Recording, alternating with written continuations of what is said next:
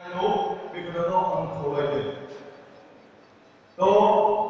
दिनै फरायसाया मा थानांगौ बे स्टुडेन्ट्स माने फरायसाफोर इंलिसाव बुङो स्टुडेन्ट्सआव जि माने स्पिरिट दं बेखौ जुदि एब्रिभिएसन जेनेबा स्टुडेन्ट्सनि जि एब्रिभिएसन बेवहायनो सासे स्टुडेन्टनि माने गुना बेसे थानांगौ स्टुडेन्ट्सआव थानांगौ जेरै स्टुडेन्ट्सनि फार्स्ट स्पेलिं जाबाय एस माने जाबाय स्टाडि थारमाने स्टाडि खालामाब्ला नोङो मोजां सोलोंथाइबाबो नोङो मोजां सोलोंथाइ लानो हानाय नङा। बिनि उनाव दङ टि एसनि उनाव थाहैबाय टि माने टारगेट लक्ष्य।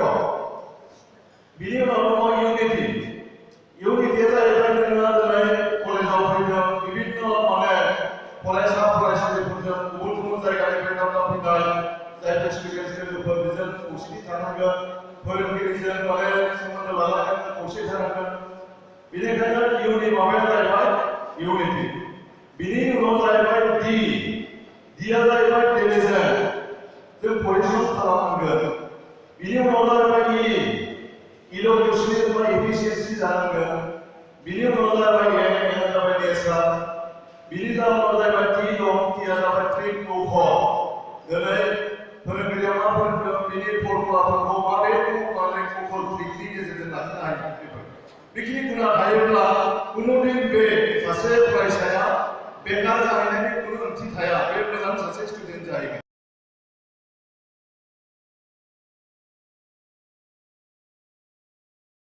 बे समाव बयनिबोसिम आंनि गोजोन हामलायनायखौ जासिदों आरो दिनैनि जि हाबाफारि बे हाबाफारियाव बाहागो लानो हानाय আমার নতুন প্রিন্সিপাল মাননীয় গোস্বামী স্যার আর ইয়াত উপস্থিত হ'ব পৰা আমাৰ এডুকেশ্যন ডিপাৰ্টমেণ্টৰ বাইদেউ ডক্টৰ প্ৰতিভা পাটোৱাৰী आरो बेवहायनो बाहागो लानो हादों आगुनि जोंनि मोनसे समनि GS बिथां थानेश्वर बर' आरो आथिखालनि GS बिथां रनित बर' आरो दालाइ एबसुनि मानगोनां आफादगिरि नेहाथारि आरो गुबुन गुबुन बिफानाव थानाय मानगोनां दालाइ एबसुनि दैदेनगिरि नोंथांमोन दिनै हाबाफारि बायदियै आंखौ मुख्लुंफोरनो जि बिबार बावनाय हाबाफारि बेखौ होदों आरो बे लेखायैनो आङो आंनि हाबाफारिखौ मावफुंनायजों लोगोसे बिथांमोना फंनैसो बिबुंथि लाखिनो होदों।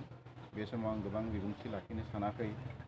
जों बयबो मिथिगौ जे बर'नि जारिमिना जुजिनायनि जारिमिन बर'नि जारिमिना थांना थानायनि थाखाय जुजिनाय जारिमिन आरो बे जुजिनायाव जोंनि गोबां जोहोलावजोफ्रा गावनि आगोमा जिउखौ बावनो गोनां जादों आरो बे लेखायैनो दिनै जोङो जोंनि जोहोलावजोफोरनि जि नाजानाय बे नाजानायनि गेजेरजोंनो दिनै जोंनि नैबे बर' हारिया नैबे थाखोआव सफैदों आरो बे थाखोआव सफैनायनि गेजेरजोंनो जोङो दिनैनि जि जोंनि लाइमोन बा दिनैनि सेंग्रा सिख्ला दिनैनि फरायसा फरायसुलि बिथांमोना नैबे थाखोआव सफैनो हादों।